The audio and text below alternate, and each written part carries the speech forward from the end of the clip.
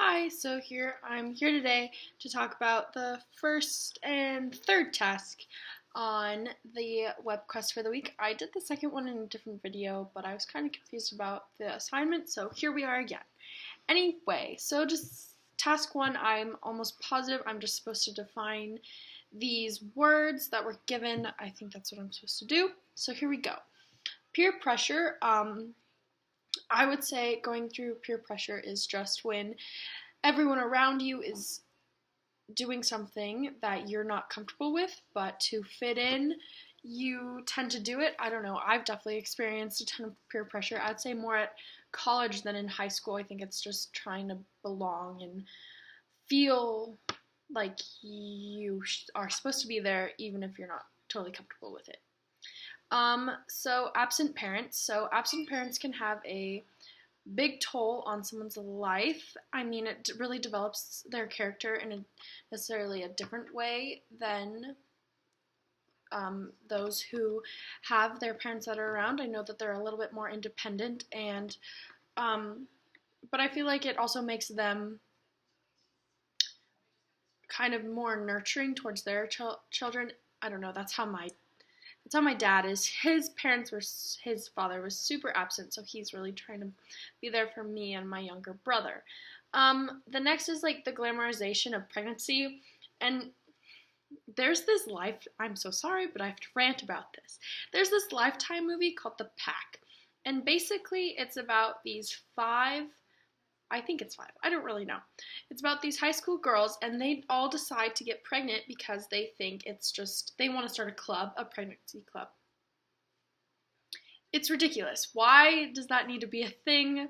It honestly bothers me. The whole teen mom show really bothers me. I feel like we do not need to glamorize their struggles. Like, that's totally fine if they decide to get pregnant and this is their decision, but there's no reason for the media to be following a camera everywhere they go, watching their mental breakdowns and watching them struggle. Like, it really bothers me.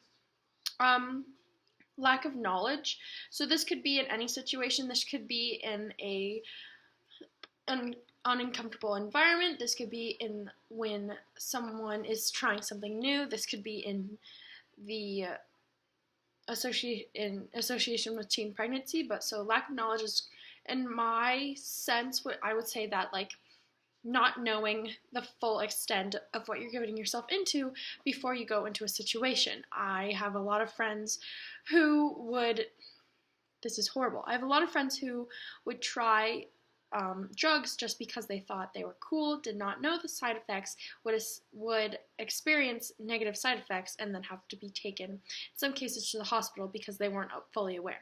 So lack of knowledge is very serious and is very concerning to your health.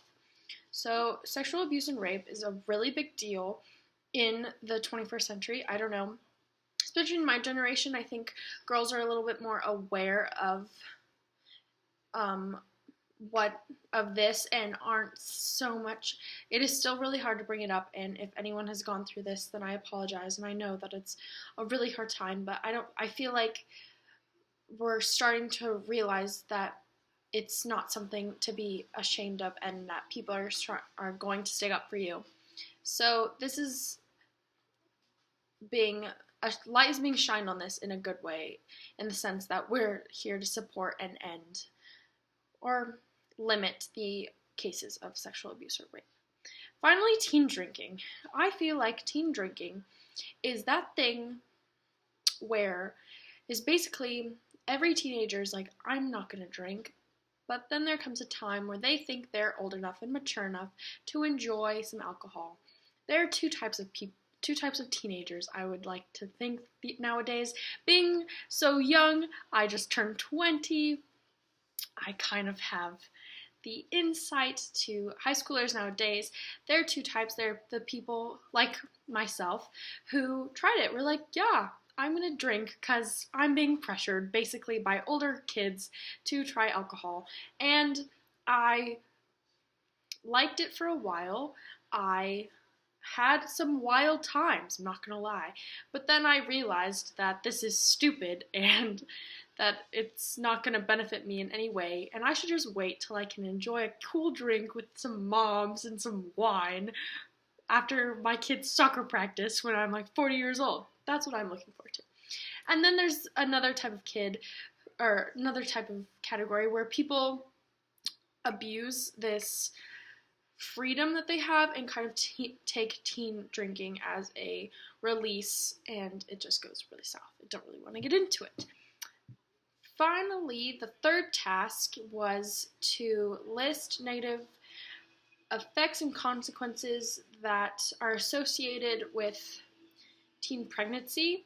So the educational impacts. So basically, I'm just going to go through the list and then talk about what I think are negative characteristics that could be categorized in any of these categories. So it's educational, emotional, financial, physical health, and social.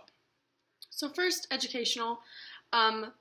It kind of, in most cases, if you are pregnant, it kind of puts a stop to your education, and that at that age in high school, it can really set you behind.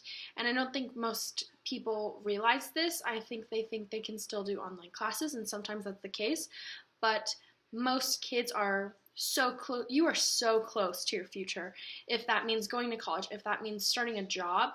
But to stop yourself from this, to hold you back, is just, it's something that breaks my heart, because I know that in not very many cases it's something that they want to do. It's just something they have to. So emotional. I couldn't imagine how many glares a young woman who's 16 and pregnant would get if she walked down the street. Older people, I would understand. I'm not gonna judge, but like older conservative couples are probably going to stare her up and down, and not to mention just like the comments her peers are going to make if she is still trying to get an education.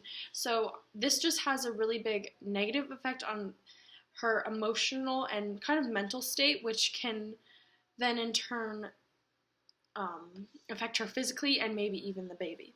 So financial, having a baby is a ton of money, and I don't know very many young adults who have that much money or a steady income because they haven't finished school. So that on its own is just a whole nother story. Physical and health. I'm using a 16-year-old as an example, but like a 16-year-old girl's body is still growing. You're not really fully developed until about 22 to 25. That means that the baby is growing in a body that's still growing itself. That is why the birth weight of teen pregnancy children is usually lower, and they're at higher risk for health concerns because the mom is still growing herself, and just, I don't really think a 16-year-old at this day and age has the body to carry a baby. And finally, social. So especially in today's age with everything concerning social media, people don't go a day without posting on social media in some aspect, or even relating themselves to their social world. Most people take more pride in their social profile than their in-person profile. And that's really sad, because for someone to judge them off of their social profile is just not right, and things can go south. People can make pages. You're not going to be the only one putting stuff out there. I'm kind of all over the place with this, but so many emotions when I think of social profiling or social media and how negative it can be taken. I have known so many cases and have had a few friends experience just some very rough stories. I apologize that I'm kind of all over the place on this task, on this web quest. I just have like a lot of things that I want to get out, but not really an organized thought plan. Please give me some feedback. It's nice talking to you guys. Okay.